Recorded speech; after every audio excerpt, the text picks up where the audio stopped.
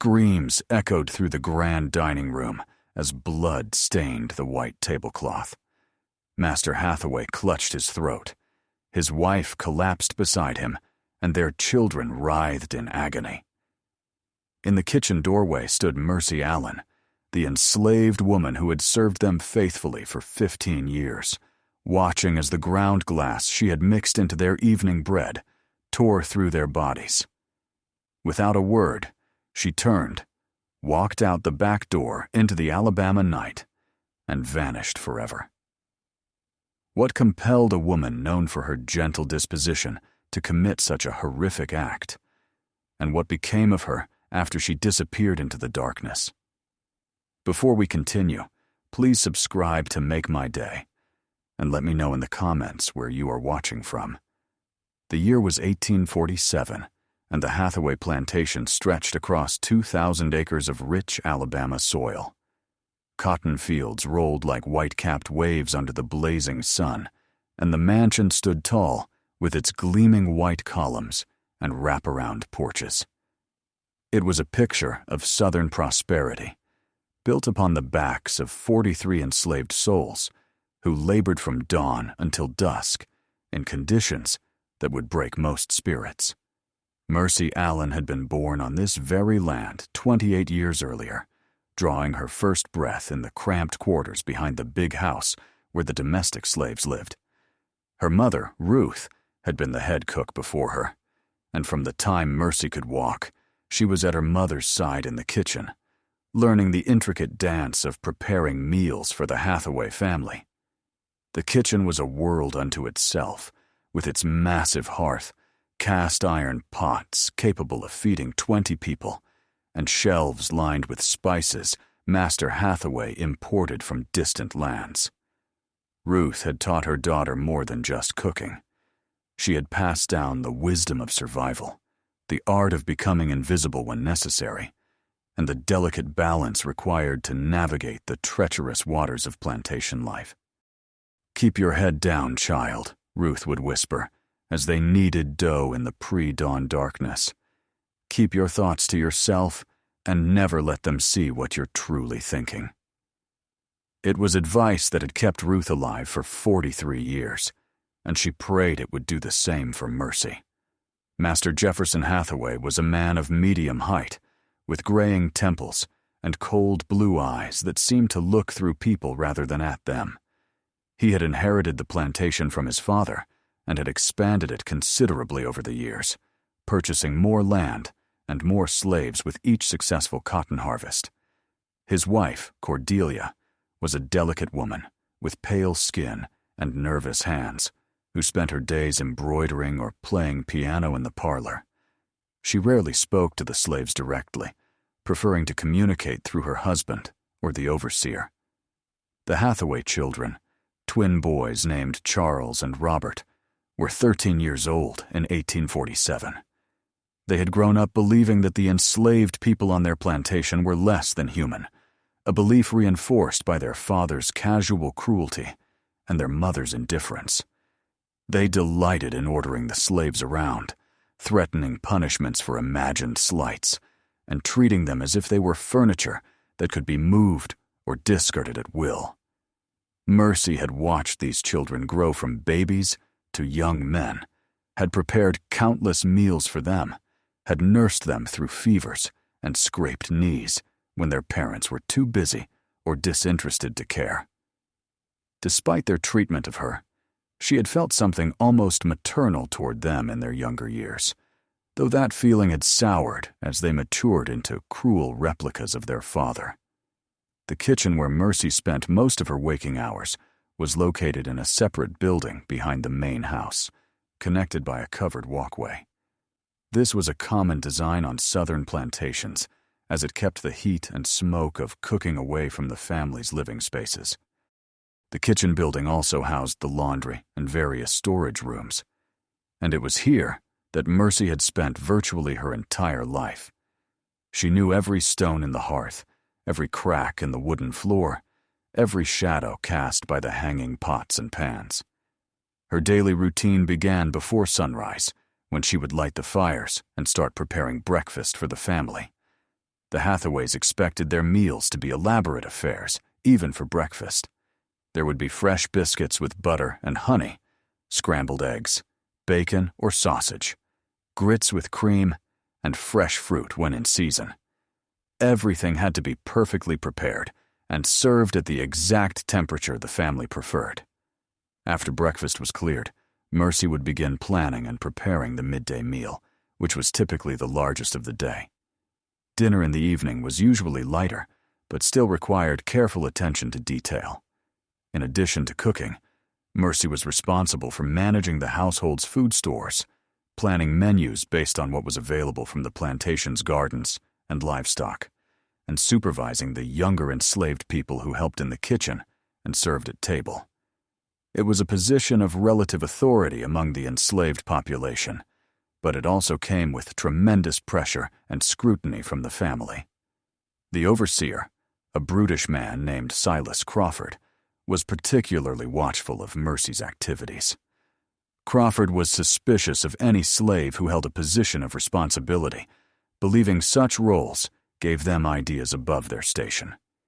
He made frequent visits to the kitchen, ostensibly to check on food stores or discuss meal planning with Master Hathaway. But Mercy knew he was really looking for any excuse to assert his authority or find fault with her work. Crawford was a man in his 40s, with weathered skin and hard eyes, and he carried a leather whip that he wasn't hesitant to use. He had been hired by Master Hathaway 5 years earlier after the previous overseer had died of fever, and he had immediately set about establishing his dominance through fear and violence. The enslaved population lived in constant terror of his unpredictable rages and harsh punishments, and many bore scars from encounters with his whip. For 15 years, Mercy had navigated this dangerous world with the skill her mother had taught her. She had kept her head down, done her work with quiet efficiency, and avoided drawing attention to herself. She had watched friends and family members sold away, beaten, or worse, and had learned to bury her emotions deep inside where they couldn't be seen or used against her. The kitchen had become her sanctuary, the one place where she felt some measure of control, where her skills were valued, even if she herself was not. But something had begun to change in Mercy during the summer of 1847. It started small, just a growing sense of unease and resentment that she tried to push down. The Hathaway family had always been demanding and sometimes cruel, but their behavior seemed to be escalating. Master Hathaway had begun drinking more heavily, and his temper had grown shorter and more violent. He had recently sold 3 slaves to pay gambling debts, separating families without regard for the emotional cost. One of those sold was Mary, a young woman who had been like a sister to Mercy since childhood. The day Mary was taken away in chains, Mercy had stood at the kitchen window and watched the wagon disappear down the dusty road. She had wanted to scream, to run after it, to do something, anything, to stop what was happening. Instead, she had turned back to her work, preparing the evening meal as if nothing had changed, as if her world hadn't just been torn apart again. But something inside her had shifted that day, a small crack in the careful control she had maintained for so many years. The crack had grown wider as the weeks passed. Charles and Robert had been particularly cruel recently, seeming to take pleasure in tormenting the younger slaves. Just the week before, they had forced a 10-year-old boy named David to carry them around the yard on his hands and knees, whipping him with a switch when he collapsed from exhaustion.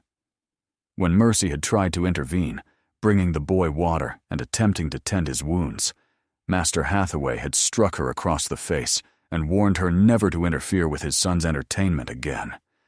Cordelia Hathaway had watched this scene from the porch without expression, sipping her lemonade, as if the suffering before her was no more concerning than the weather. It was this casual indifference to human pain that perhaps affected Mercy most deeply.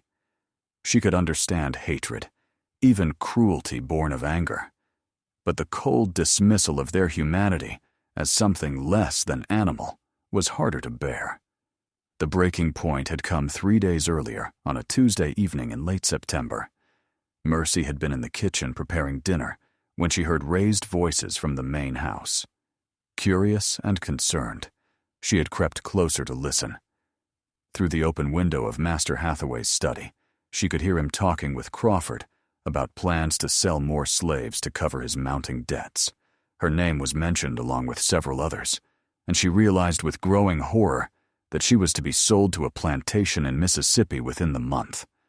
The thought of being torn away from everything she had ever known, of being sold to strangers who might be even crueler than the Hathaways, filled her with a despair so profound she could barely breathe. This was the only home she had ever known. These people, the only family she had left. The idea of starting over somewhere else, of learning new routines and new dangers, of being completely alone in the world was almost unbearable. But it was what she heard next that transformed her despair into something darker. Master Hathaway was laughing as he told Crawford about the high price he expected to get for her, joking about how the buyer in Mississippi had a reputation for working his female slaves especially hard, in ways that went beyond mere labor. The implications were clear, and the casual way they discussed her future degradation made her stomach turn with rage and revulsion. That night, Mercy had lain awake in her narrow bed, staring at the ceiling and feeling something cold and hard crystallizing in her chest. For 28 years, she had endured every indignity, every cruelty, every loss, telling herself that survival was worth any price. She had been the perfect slave, obedient and invisible, never causing trouble or drawing unwanted attention. And for what? To be sold like livestock to men who would use her body as well as her labor, to spend whatever years remained to her in conditions that might make her current suffering seem mild by comparison. The next morning, Mercy had gone about her duties with the same efficiency as always. But something fundamental had changed. As she prepared breakfast, she found herself studying the family in a new way, noticing details she had previously ignored. She observed how Master Hathaway's hands shook slightly when he reached for his coffee, a sign of the liver damage caused by his heavy drinking. She noted the way Cordelia barely touched her food, picking at it with the listless appetite of someone slowly wasting away. She watched Charles and Robert shovel down their eggs and bacon with the thoughtless hunger of growing boys who had never known want or fear. These people who had controlled every aspect of her life suddenly seemed fragile, vulnerable, in ways she had never considered before. They depended on her completely for their daily nourishment, trusting her to prepare their food with the same care and attention she had always shown. It was a trust they took for granted, never considering that the woman who fed them might have her own thoughts, her own breaking point, her own capacity for action. The idea came to her slowly, growing from a whisper in the back of her mind to a roar that drowned out every other thought. She tried to push it away, telling herself it was madness, that such thoughts would only lead to her destruction, and possibly the destruction of every enslaved person on the plantation. But the idea persisted, taking root and growing stronger with each passing hour. On the morning of the third day, Mercy made her decision. She would not be sold to Mississippi. She would not spend the rest of her life being used and degraded by strangers. She would take control of her own fate, even if it meant embracing damnation. As she lit the fires in the kitchen and began her morning routine, she felt a strange calm settle over her. The constant tension that had plagued her for months was gone, replaced by a cold clarity of purpose that was almost peaceful. The day passed like any other on the surface. Mercy prepared breakfast and served it to the family, cleaned up afterward, and began planning the evening meal. She tended the kitchen garden, checking on the vegetables that would accompany the main course. She supervised the younger slaves as they cleaned the dining room and polished the silver. To any observer, she was the same reliable, efficient woman she had always been. But inside, she was preparing for war. The weapon she chose was elegantly simple. In the storage room adjacent to the kitchen, there were several old glass bottles that had once contained expensive wines imported from France. Master Hathaway had drunk their contents and kept the bottles as trophies of his refined taste. They had been sitting on a shelf for months, collecting dust and serving no purpose beyond displaying their owner's perceived sophistication. Mercy selected the largest of these bottles, a dark green creation with an elaborate shape that had once held a rare burgundy. She carried it to the back corner of the storage room, where the sound would be muffled, and wrapped it in an old flour sack. With a heavy iron pot, she struck it repeatedly until it shattered into hundreds of sharp fragments. Then, using a smaller pot as a mortar, she began the painstaking process of grinding the glass into an even finer powder. It took her nearly an hour to reduce the bottle to a powder fine enough for her purposes. The work was methodical, almost meditative, and with each strike of her makeshift pestle, she felt her resolve hardening further. This was not a decision made in the heat of passion or temporary madness. This was a calculated choice made with full understanding of the consequences for herself and others. When the glass was ground to her satisfaction, she carefully poured the powder into a small cloth bag and hid it beneath sacks of flour. Then she cleaned up any evidence of what she had done, sweeping away every visible fragment and returning the pots to their proper places. To anyone who might check, it would appear that she had simply been organizing the storage room, a task that was part of her regular duties. The rest of the afternoon passed in a strange state of suspended time. Mercy went through the motions of a regular routine, but every action felt significant, as if she were performing a ritual whose meaning extended far beyond the simple preparation of a meal. She selected vegetables from the garden with unusual care, choosing the finest specimens as if she were preparing a feast rather than an execution. She checked the smokehouse and selected a ham that had been curing for months. It was dark and fragrant with the herbs she had rubbed into it herself.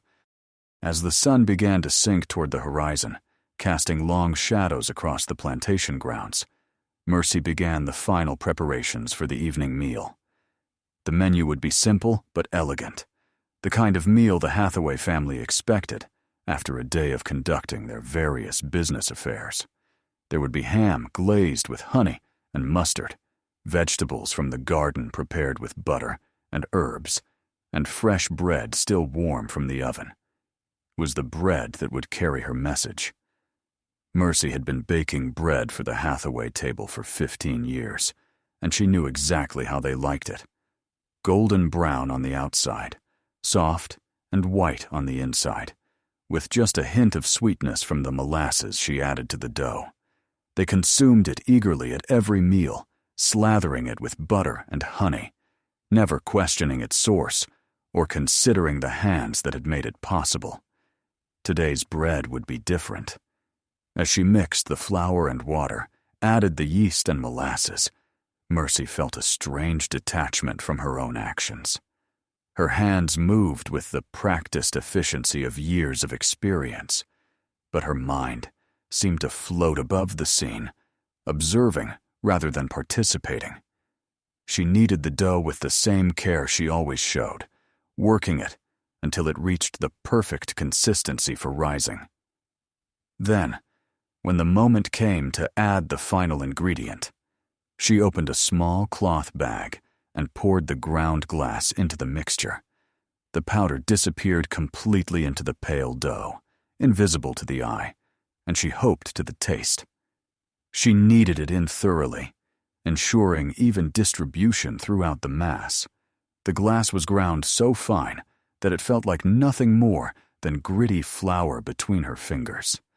But she knew that when consumed, it would act like countless tiny knives, slicing through the delicate tissues of the throat and stomach. After shaping the loaves and setting them aside to rise, Mercy continued with the rest of the meal preparation. The normalcy of these other tasks created a surreal contrast with what she had just done. She glazed the ham with the same attention to detail she always showed, seasoned the vegetables with herbs from her own garden, and set the table with the family's finest china and crystal.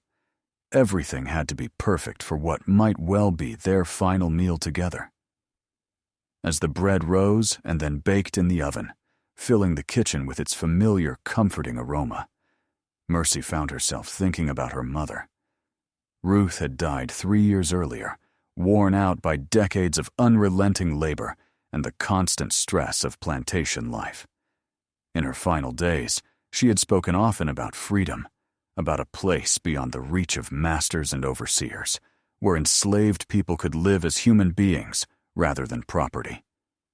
"Someday, child," Ruth had whispered with her last breath. "Someday, you'll be free. Maybe not in this world, but someday." Mercy had thought her mother was speaking about the afterlife, about the Christian promise of eternal rest and peace. Now she wondered if Ruth had foreseen something else entirely, a different kind of freedom that could only be won through decisive action. The bread finished baking just as the sun disappeared behind the trees, its golden crust crackling softly as it cooled. Mercy removed the loaves from the oven and set them on the wooden counter, their surfaces perfect and unmarked by any sign of what lay within. The ham was ready as well, its glaze glistening in the lamplight, and the vegetables were tender and fragrant. It was by any measure a beautiful meal, one that would have satisfied the most discriminating palate under normal circumstances. But these were no longer normal circumstances, if indeed they ever had been. Mercy arranged everything on the serving platters with artistic precision, as if she were preparing dishes for a grand celebration rather than an execution. The ham went on the largest platter, surrounded by the glazed vegetables and garnished with fresh herbs from the garden. The bread she sliced thick and arranged in a basket lined with a clean white cloth, its warmth still radiating through the fabric. Everything looked exactly as it should, exactly as the Hathaway family would expect from their trusted cook. As she carried the food to the dining room, Mercy felt a strange sense of ceremony, as if she were participating in a ritual whose significance stretched far beyond this single evening. The dining room was illuminated by candles in silver holders, their light flickering across the polished mahogany table and reflecting off the crystal glasses. The family was already seated, Master Hathaway at the head of the table, Cordelia to his right, and the twins across from each other. They barely acknowledged her presence as she set the platters on the sideboard and began serving each course. This was how it had always been, the enslaved woman who prepared and served their food, rendered invisible by their assumption of superiority. They discussed their day as she moved around the table, filling their plates and replenishing their wine glasses, talking over her as if she were a piece of furniture rather than a human being. Master Hathaway was complaining about the falling price of cotton and the difficulty of finding buyers for the next harvest. Cordelia was planning a dinner party for the following week, discussing the menu and guest list with the casual assumption that Mercy would handle all the details. Charles and Robert were arguing about their plans for the weekend, debating whether to go hunting or spend the day fishing in the creek that ran through the property. It was all so ordinary, so routine, that Mercy almost felt as if she were watching a play rather than participating in reality. These people were discussing their future plans with complete confidence, never imagining that this might be their last conversation, that the woman serving their meal had already decided their fate. The disconnect between their assumptions and the truth of the situation created a surreal atmosphere that made everything feel dreamlike and distant. When she placed the basket of bread on the table, Master Hathaway immediately reached for a slice, as she had known he would. He always ate the bread first, claiming it was the mark of a good meal. Cordelia took a smaller piece, breaking it into delicate fragments that she nibbled between sips of wine. Charles and Robert each grabbed thick slices, their young appetites driving them to consume food with the enthusiasm of growing boys. Mercy watched from her position by the sideboard, her face a mask of professional servitude that revealed nothing of the turmoil within. The bread looked perfect, its golden crust giving way to the soft white interior, and the family consumed it with their usual appreciation. Master Hathaway complimented the flavor, as he often did, and Cordelia nodded her agreement. The twins devoured their portions and reached for more, their healthy young bodies processing the food with efficient hunger. For several minutes, nothing unusual happened. The family continued eating and talking, moving on to the ham and vegetables with their typical enthusiasm. Mercy began to wonder if her plan had failed, if the glass powder had been too fine to have any effect, or if she had not used enough to cause the damage she intended. Perhaps the bread had diluted the glass too much, or the cooking process had somehow neutralized its cutting power. But then Master Hathaway paused in his eating, a puzzled expression crossing his face. He touched his throat with one hand, as if something was irritating it, and took a sip of wine. The wine seemed to make the sensation worse, and he winced, his face beginning to redden. Across the table, Cordelia had stopped eating as well, her hand pressed to her mouth as she stared down at her plate with growing alarm. The twins were the first to cry out, their younger bodies reacting more quickly to the foreign substance in their systems. Charles dropped his fork and grabbed his throat, his eyes wide with pain and confusion. Robert doubled over in his chair, retching violently as blood began to appear at the corners of his mouth. The bright red droplets stood out starkly against the white tablecloth, spreading slowly across the fine fabric like blooming roses. Master Hathaway tried to stand, his chair scraping against the floor as he struggled to his feet, but his legs seemed unsteady, and he gripped the edge of the table for support. His throat was working convulsively, as if he were trying to swallow or speak, but only strangled sounds emerged. Blood was running down his chin now, staining his white shirt and vest with spreading crimson. Cordelia had begun to scream, a high, keening sound that seemed to come from somewhere deep in her chest. She clawed at her throat with both hands, her delicate fingers leaving red scratches on the pale skin. The careful arrangement of her hair was coming undone, and her face was contorting with agony as the glass shards continued their deadly work inside her body.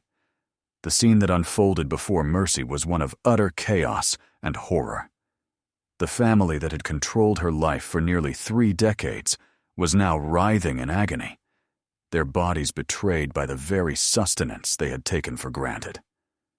The dining room that had been the scene of so many elegant meals was being transformed into something out of a nightmare, with blood spreading across the white tablecloth and the sounds of suffering echoing off the walls.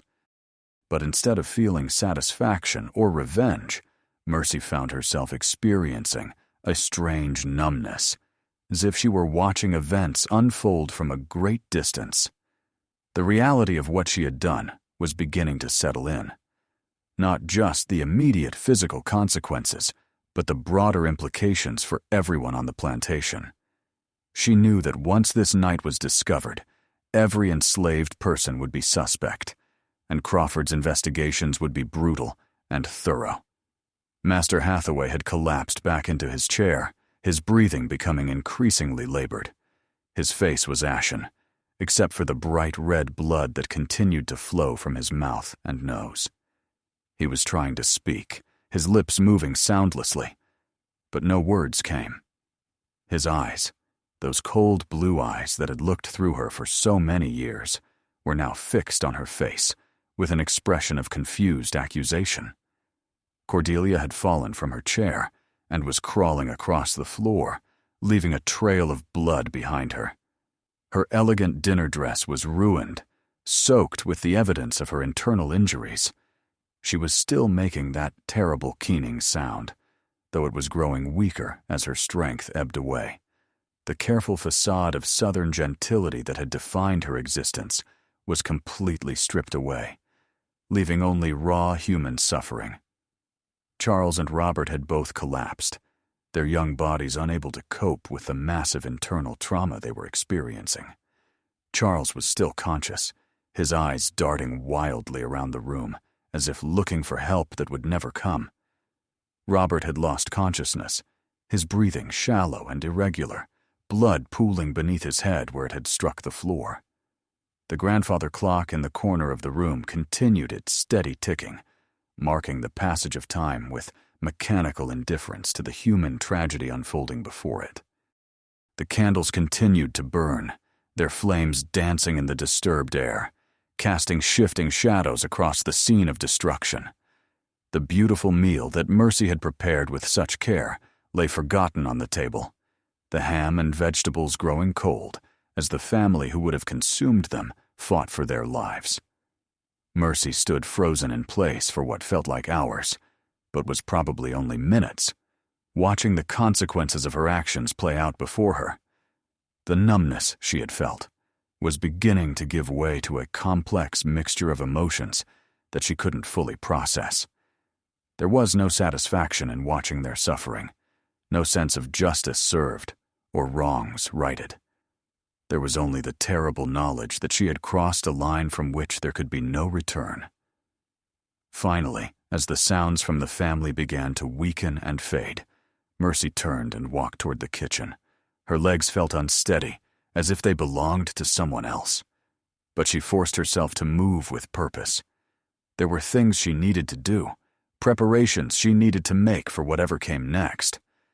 The numbness was being replaced by a cold clarity that allowed her to think practically about her situation. In the kitchen, she moved quickly and efficiently, gathering the few personal possessions she owned. There wasn't much, just a change of clothes, a small wooden cross her mother had carved for her, and a few other items that held sentimental value. Everything fit easily into a cloth bundle that she could carry without difficulty.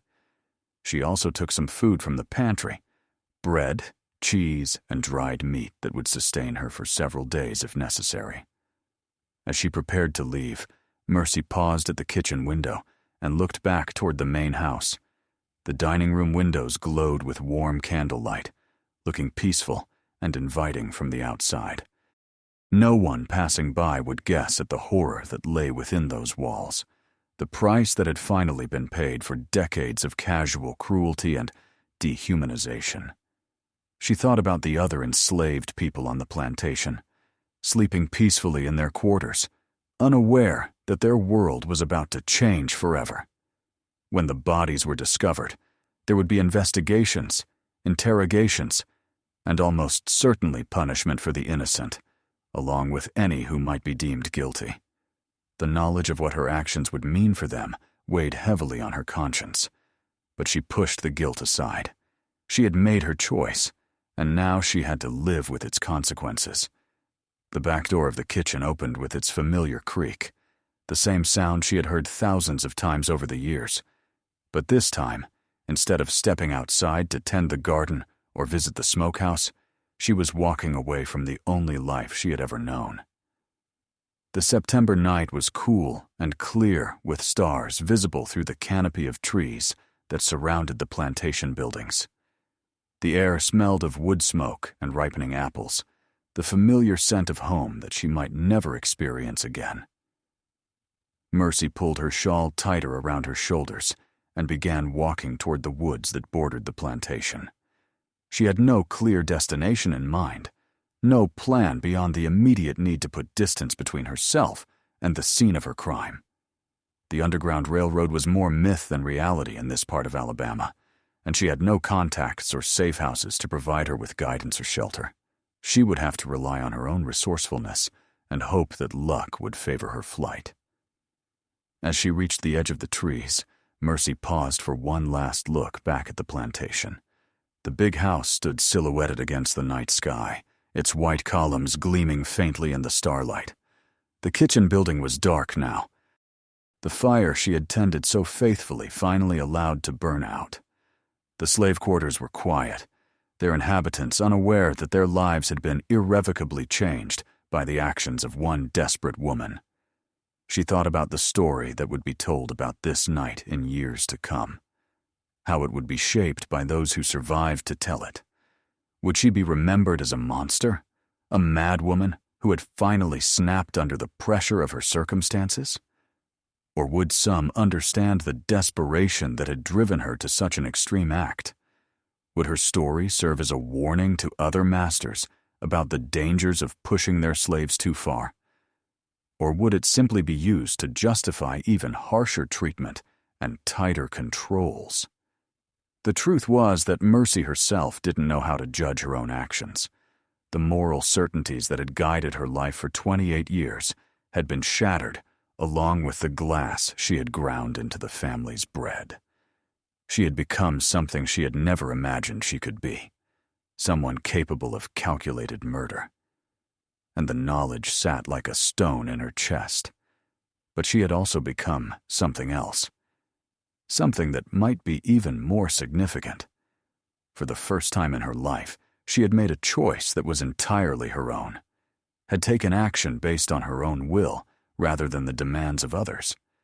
The cost had been terrible, but the transformation was real. She was no longer Mercy, the slave, the obedient cook who kept her thoughts to herself and her head down.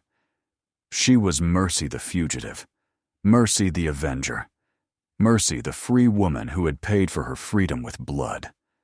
The woods closed around her as she began her journey into the unknown, the trees providing cover from any pursuit that might follow.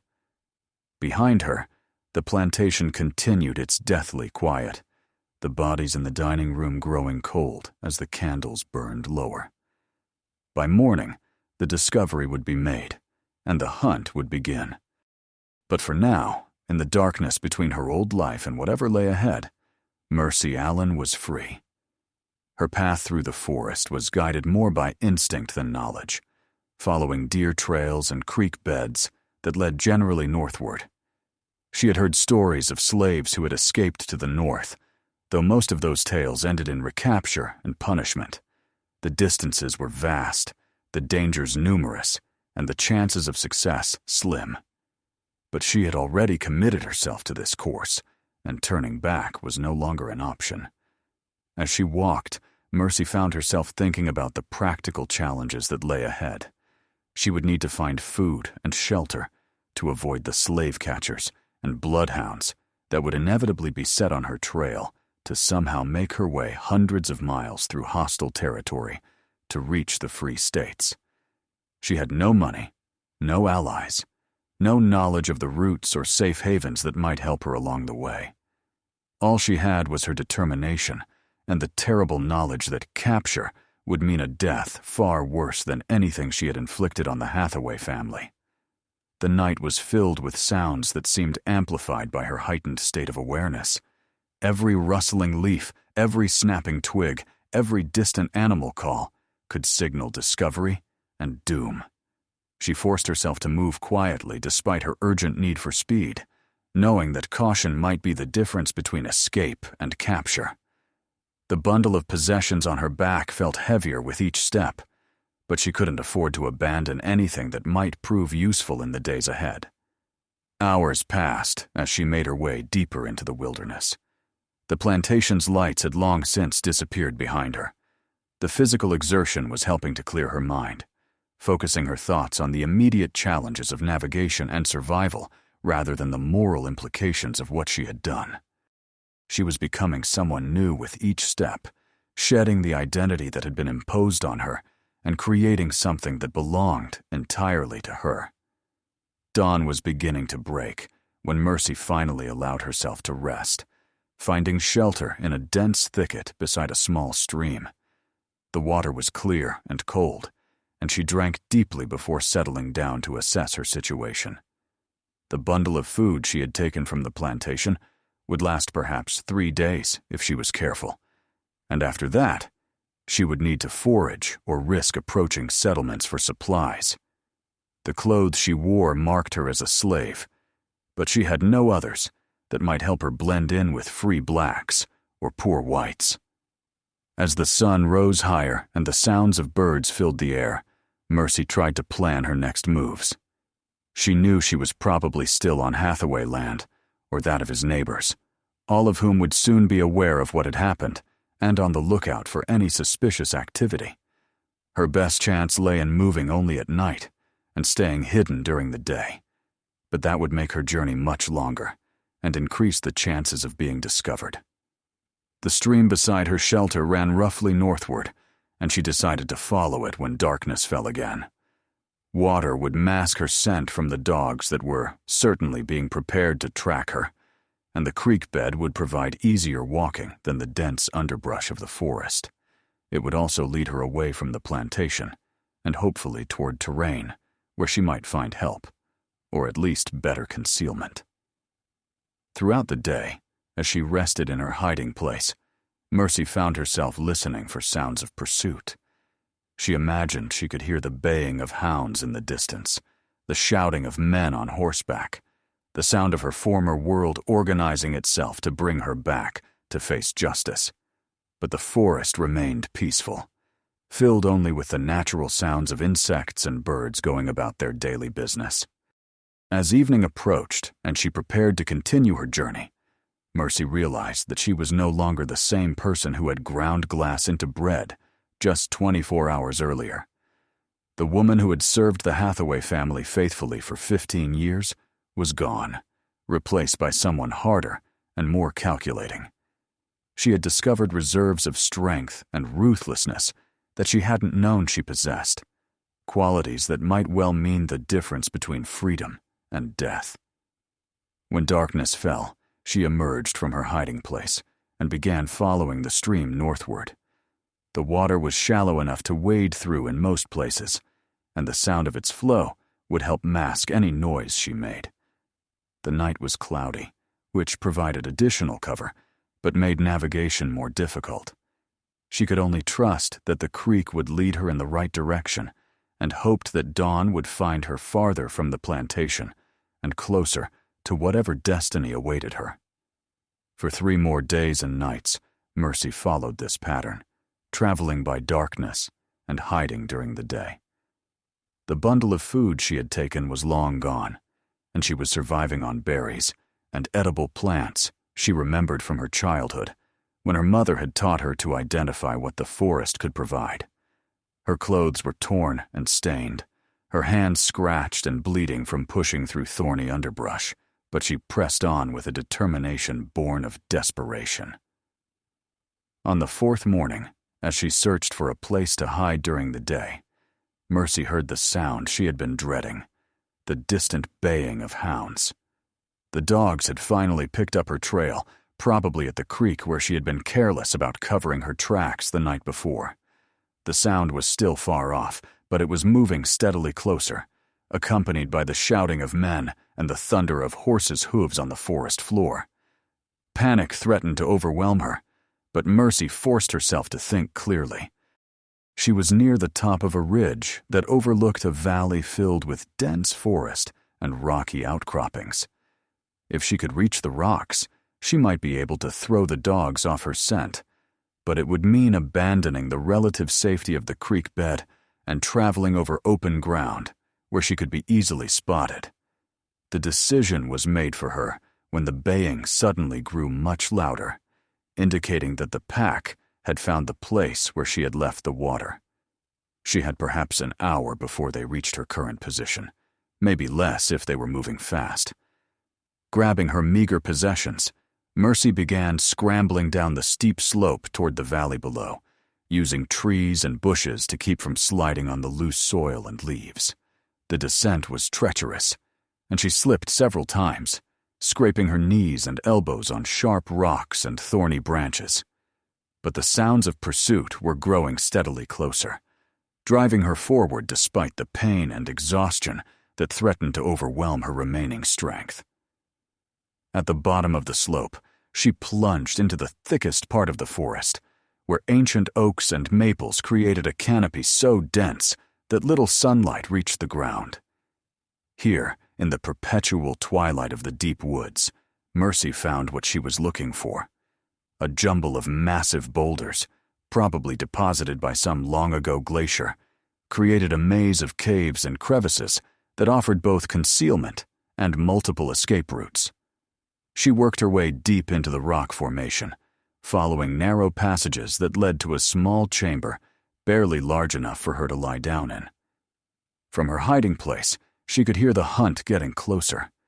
The dogs were baying almost continuously now, their excitement indicating that they were following a fresh trail. Men's voices echoed through the forest, calling out orders and coordinating their search. She recognized Crawford's harsh tones among them, along with voices she didn't know, probably slave catchers hired specially for this hunt. The sound of the pack reached the rocky area where she was hiding, and she could hear the dogs becoming confused as her scent scattered among the stones. Their baying became more sporadic and uncertain, and she heard Crawford cursing them and their handlers. The men dismounted and began searching on foot, their heavy boots clattering on the rocks as they explored every possible hiding place. For what felt like hours, the search continued all around her. At one point, she heard footsteps directly above her hiding place, so close that dirt and small pebbles rained down through cracks in the rock. She pressed herself against the stone wall and tried to breathe as quietly as possible, certain that discovery was imminent. But the searcher moved on, and gradually the sounds of the hunt began to recede as the party expanded their search to other areas. By late afternoon, the forest had returned to relative quiet. Mercy remained in her rocky sanctuary until well after dark, afraid that the hunters might have left someone behind to watch for her emergence.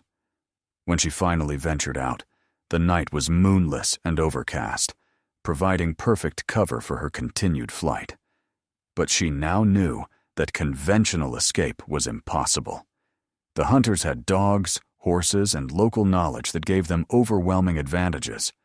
They would continue the pursuit until she was caught, or until they found her body. Her only hope lay in somehow changing the terms of the hunt and becoming something other than a fleeing slave to be tracked down like an animal. The idea that came to her as she made her way through the darkness was born of desperation and the strange transformation she had undergone since leaving the plantation. If she could not escape the hunters, perhaps she could turn the hunt against them. The same ruthlessness that had enabled her to poison the Hathaway family might serve her again, but in a different way. Moving carefully through the forest, Mercy began to backtrack along her own trail, using skills her mother had taught her in childhood to move silently through the underbrush. She knew the hunters would likely make camp for the night rather than continue their search in the darkness, and she was betting that their confidence in their superior numbers and equipment would make them careless about their own security. She found their camp just before dawn, a clearing beside a stream where they had built a large fire and picketed their horses. There were 6 men plus Crawford, along with a pack of bloodhounds that lay sleeping near the fire. The men had posted no sentries, apparently believing that a lone woman posed no threat to armed and experienced hunters. From her concealment at the edge of the clearing, Mercy studied the camp layout and began to formulate a plan. The horses were the key to their mobility, and without them, the hunters would be reduced to traveling on foot like herself. But simply scattering the animals would not be enough. She needed to do something that would end the pursuit permanently.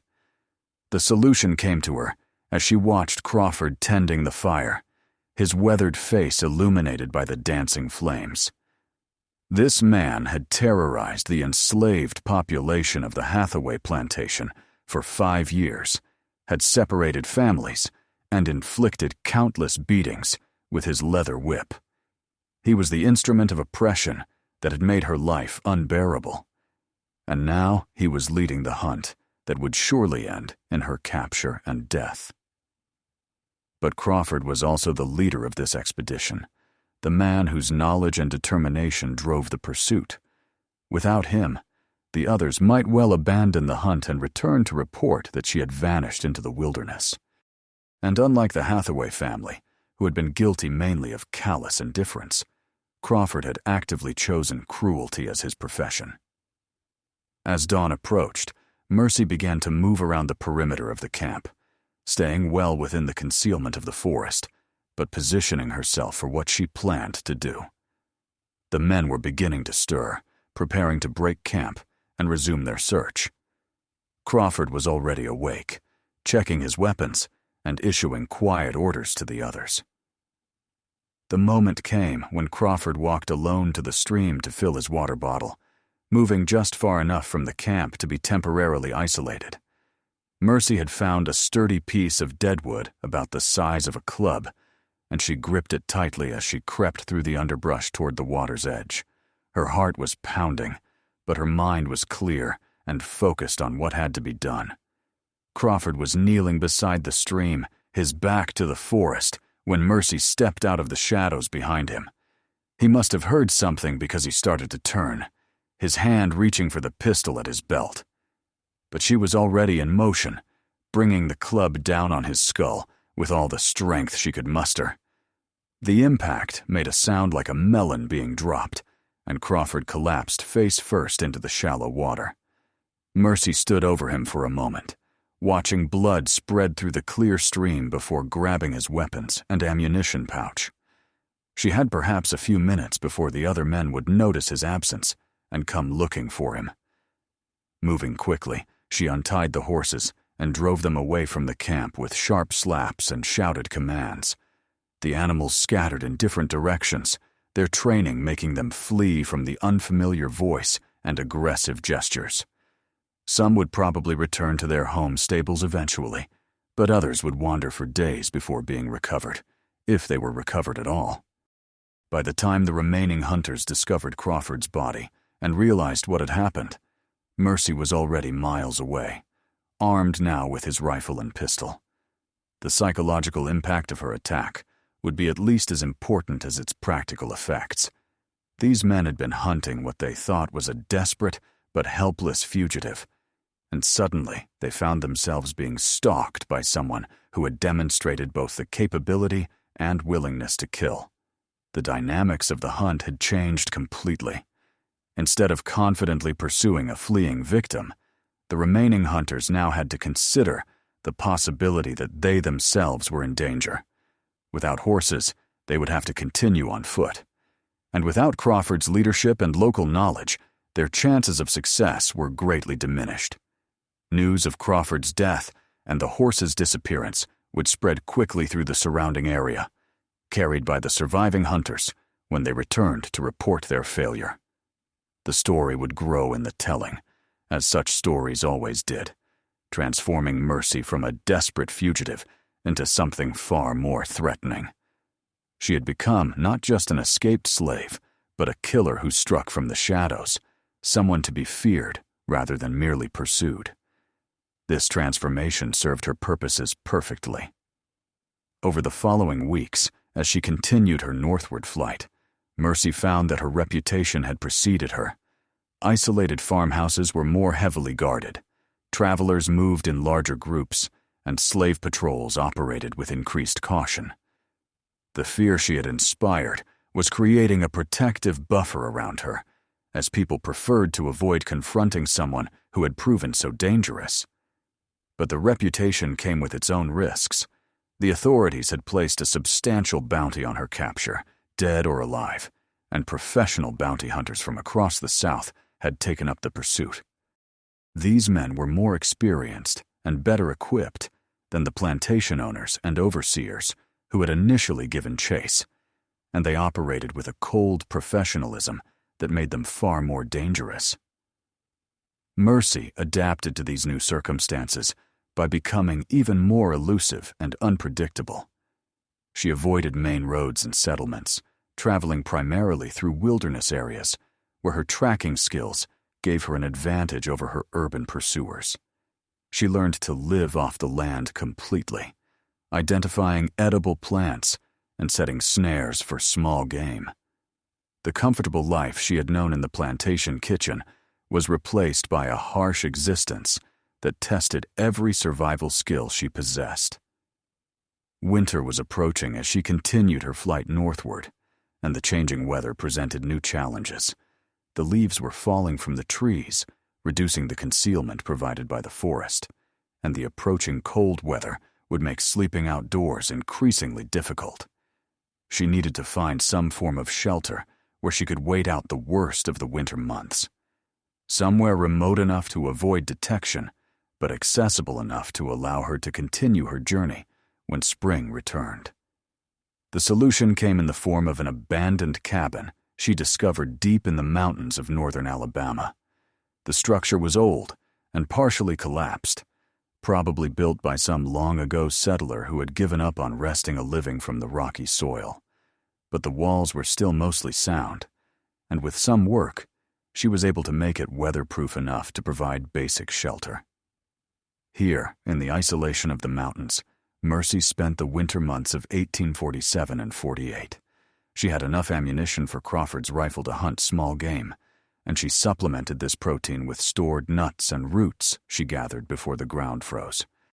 It was a lonely and sometimes desperate existence, but it was also the first time in her adult life that she had lived entirely by her own choices and efforts.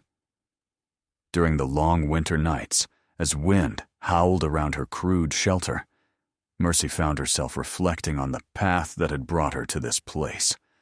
The woman who had ground glass into bread and walked away from the dying Hathaway family seemed like a different person now, someone she could barely recognize. The transformation that had begun in the plantation kitchen had continued through months of flight and hardship, creating someone entirely new. She had become a creature of the wilderness, as comfortable moving through dark forests as she had once been in a well-appointed kitchen. Her hands, once soft from domestic work, were now hard and scarred from handling weapons and surviving in the wild. Her face had been weathered by exposure to wind and sun, and her body had been toughened by constant physical demands. But more importantly, her mind had been changed by the experience of complete freedom and complete responsibility for her own survival. Spring came late to the mountains that year, but when it finally arrived, Mercy was ready to resume her journey northward. She had used the winter months to plan her route more carefully, studying the lay of the land and identifying the safest passages through the remaining hundreds of miles that lay between her and the Free States. The bounty hunters were probably still searching for her, but months of inactivity might have reduced their numbers or caused them to shift their attention to more recent fugitives. Her reputation had continued to grow during her absence from the active pursuit. Stories of the slave woman who had poisoned her master's family and killed the overseer who hunted her had spread throughout the South, inspiring both fear and a kind of grudging admiration. Some of these stories bore little resemblance to the truth, describing her as everything from a conjure woman with supernatural powers to a trained assassin sent by northern abolitionists. But all of them contributed to the legend that was forming around her name. This legend served her well as she resumed her travels. Word of her approach often preceded her, causing potential pursuers to think twice about engaging someone with such a fearsome reputation. Local slave patrols became more cautious, and individual bounty hunters were less likely to attempt solo captures. The fear she had initially created through necessity had become a tool that helped ensure her continued survival. But the legend also brought new dangers. Federal authorities had become involved in her case, viewing her not just as an escaped slave, but as a symbol of potential rebellion that needed to be stopped. Professional manhunters with national reputations had taken up the pursuit, drawn by the substantial bounty and the fame that would come from capturing someone who had become a household name throughout the South. As spring turned to summer, Mercy found herself playing an increasingly complex game of cat and mouse with multiple groups of pursuers. She learned to identify the different types of hunters by their methods and equipment, adapting her evasion tactics to counter each approach. The inexperienced locals could be avoided through simple stealth and misdirection, but the professionals required more sophisticated countermeasures. Her greatest advantage remained her intimate knowledge of survival in the wilderness. While her pursuers had to carry supplies and maintain some connection to civilization, she could live entirely off the land for extended periods. This allowed her to travel through areas where others could not follow, using routes that would be impossible for anyone less skilled in woodcraft. By midsummer, she had crossed into Tennessee, though the exact location of state boundaries meant little to someone traveling through unmarked wilderness. The terrain was becoming more familiar as she moved into regions she had heard described by other slaves who had attempted escape. She was still hundreds of miles from safety, but for the first time since leaving the plantation, she began to believe that freedom might actually be attainable. The final phase of her journey would prove to be the most dangerous. As she approached the areas where the Underground Railroad operated, the network of informants and bounty hunters became denser and more sophisticated. These were men who specialized in capturing fugitives just short of safety, who knew all the routes and safe houses that others might use. They operated with a cruel efficiency that came from years of experience in human hunting. But Mercy had advantages that most fugitives lacked. Her reputation meant that few were willing to approach her directly, preferring to maintain surveillance from a distance while calling for reinforcements. Her wilderness skills allowed her to detect and avoid most surveillance attempts, and her willingness to fight, proven through months of successful evasion, gave her options that more passive fugitives did not possess. The confrontation that would determine her ultimate fate came in late summer near the border between Tennessee and Kentucky. She had been traveling along a ridge that paralleled the main road, using the elevation to observe traffic while remaining concealed in the forest. The road below showed signs of unusual activity, with riders moving back and forth in patterns that suggested coordinated searching rather than normal travel. From her concealment, Mercy could see that a trap was being prepared. Multiple groups of armed men were positioning themselves along the route she had been following, creating a net that would be virtually impossible to avoid. Someone had predicted her movements with remarkable accuracy, probably using information from previous sightings to calculate her most likely path. The trap was sophisticated and professionally executed, the work of experienced manhunters who understood their prey, but it was also static, depending on her following a predictable route into their prepared positions. If she could somehow break the pattern they expected, she might still have a chance to escape their net. The solution required her to abandon everything she had learned about safe travel and do something completely unexpected. Instead of avoiding the main road, as she had throughout her journey, she would use it. The hunters were positioned to intercept someone moving through the forest parallel to the road, not someone bold enough to travel openly on the road itself. Waiting until darkness provided some concealment, Mercy made her way down from the ridge to the road below. The surface was hard-packed dirt and gravel, much easier to travel than the rough terrain she had been navigating for months. More importantly, it led directly toward her destination, cutting through the mountains by the most efficient route possible. The risk was enormous. If she encountered any of the searchers, there would be nowhere to hide, and no possibility of escape. But the very boldness of the maneuver might catch them off guard, allowing her to pass through their net before they realized what was happening. For several miles, the gamble seemed to be working. The road was empty except for her own footsteps, and she made better time than she had in weeks.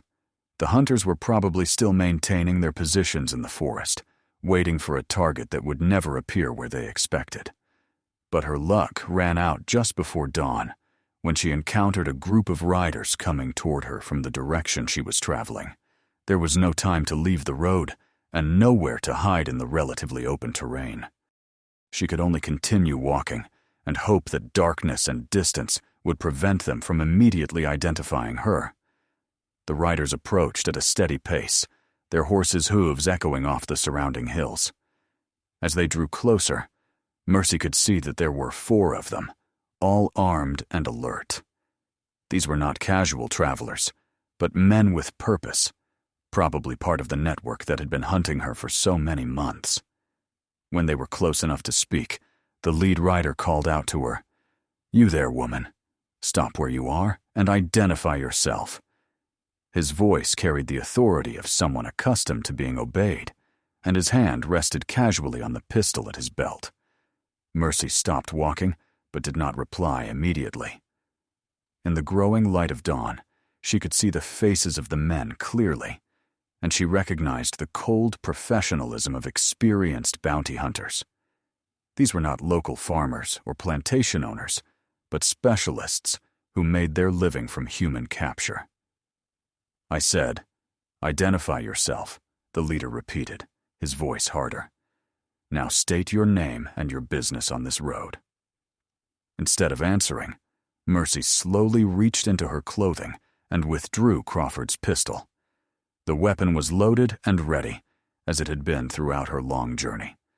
Her hand was steady as she raised it, and her voice was calm when she finally spoke. "My name is Mercy Allen," she said, "and my business is freedom." The words hung in the morning air like a challenge, and for a moment, nobody moved. The bounty hunters recognized the name, of course, and they understood what it meant to be facing the woman whose reputation had spread throughout the South. But they also understood the size of the bounty that would be theirs if they could take her alive. The standoff lasted only seconds before violence erupted. The lead rider went for his weapon, and Mercy fired without hesitation. The pistol's report echoed off the hills like thunder, and the man tumbled from his horse with a scream of pain and rage. The other riders scattered, seeking cover behind their mounts, while drawing their own weapons. What followed was a running battle that lasted for nearly an hour, with Mercy using every advantage the terrain provided to avoid the superior firepower of her opponents. She had Crawford's rifle in addition to the pistol, and she used both weapons with a skill that surprised even herself. The months of living by hunting had made her an excellent marksman, and the desperation of her situation gave her the ruthlessness necessary to kill without hesitation. When the battle was over, 3 of the 4 bounty hunters lay dead on the road, and the 4th was badly wounded, but still alive. Mercy approached him cautiously, her rifle ready in case he tried to reach for a weapon. The man was young, probably not much older than herself, and his face was pale with pain and shock. "Please," he whispered as she stood over him, "don't kill me. I have a family, children who need me." Mercy studied his face for a long moment, seeing something there that reminded her of the humanity she had nearly forgotten during her long flight. This man was not Crawford or Master Hathaway, not someone who had chosen cruelty as a way of life. He was probably just someone trying to make a living in the only way available to him. Someone who had gotten involved in something larger and more dangerous than he understood. "Go home," she said finally, lowering her rifle. "Go home to your family and find another way to make your living. Forget you ever saw me."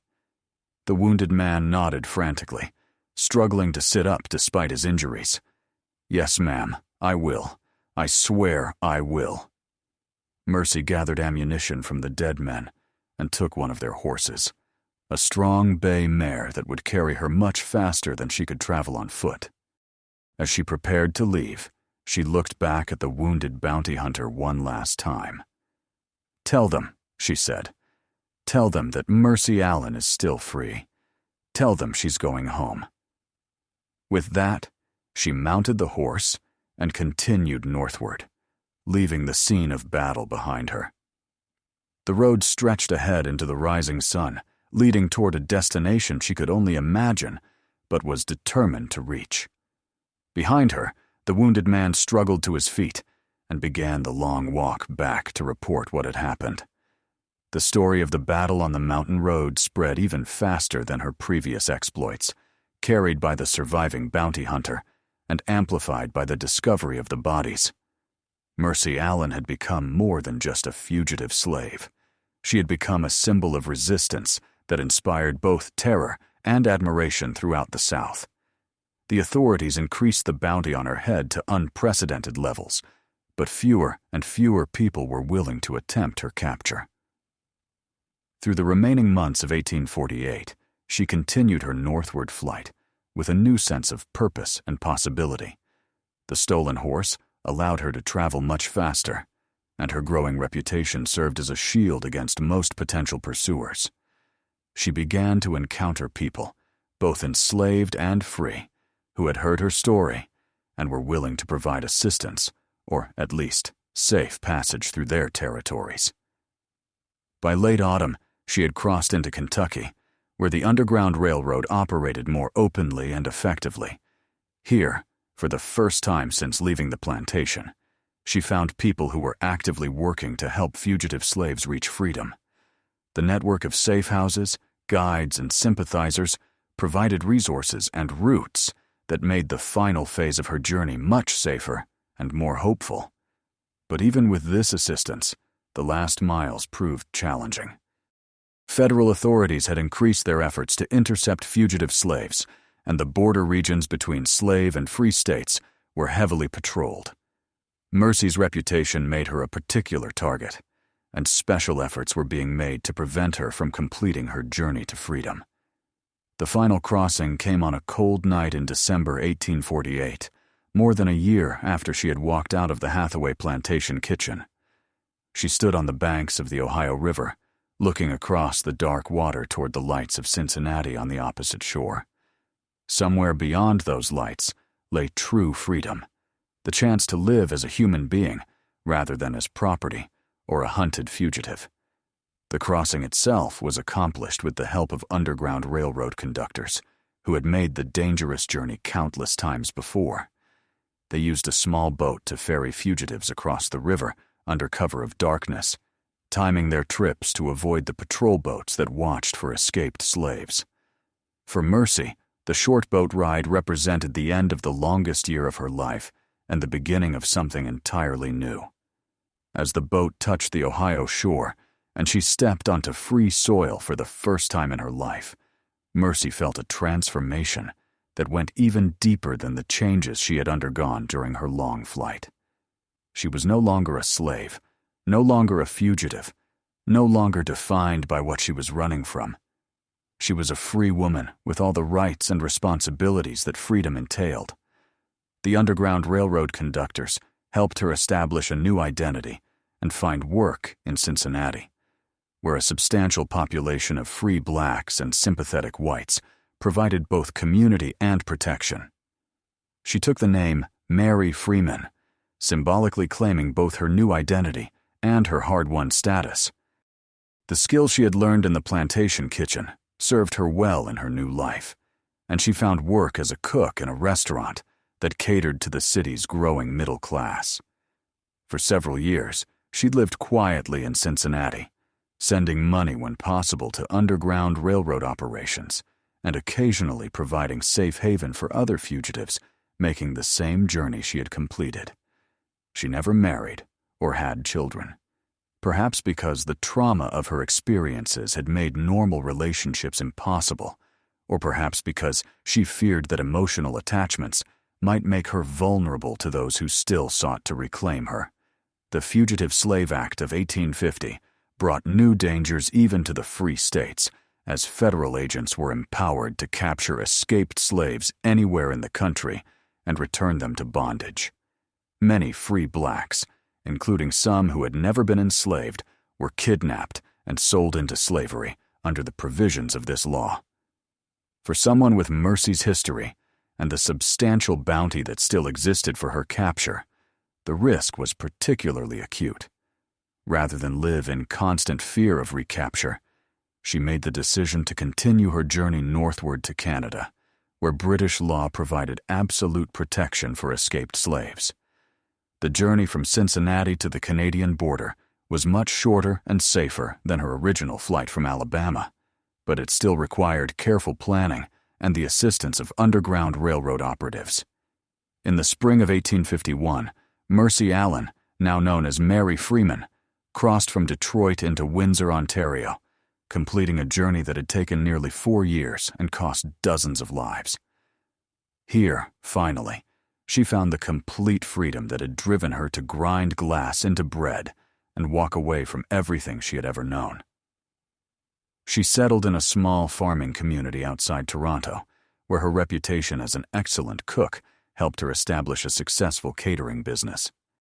The skills that had once been used to serve the family that enslaved her now provided her with independence and prosperity. She became active in the community of escaped slaves, helping newcomers establish themselves and providing financial support for Underground Railroad operations. But she never forgot the price that had been paid for her freedom, both by herself and by others.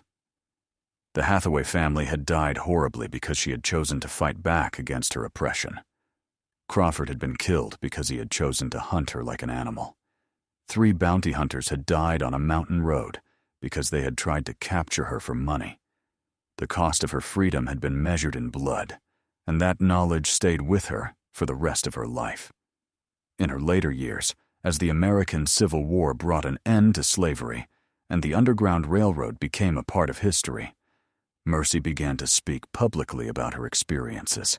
She became one of the most powerful voices for the abolition movement in Canada, using her story to illustrate both the horrors of slavery and the lengths to which people would go to achieve freedom. She died in Toronto in 1889 at the age of 70, having lived more than 40 years as a free woman.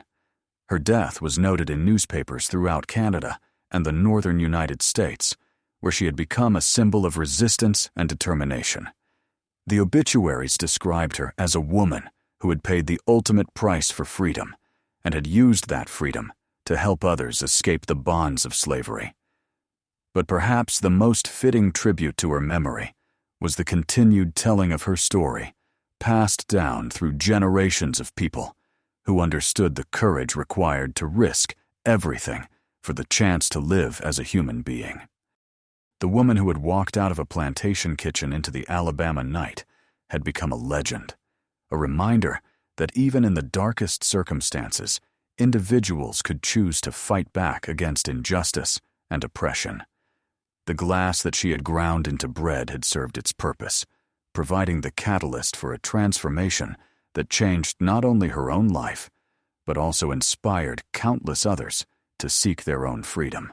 In the end, Mercy Allen had achieved something far more significant than mere escape from slavery. She had demonstrated that the human spirit could never be completely enslaved, that there would always be those willing to pay any price for the chance to live free. Her story spread throughout the South in the years following her escape, told in whispered conversations among enslaved people who drew hope from her example.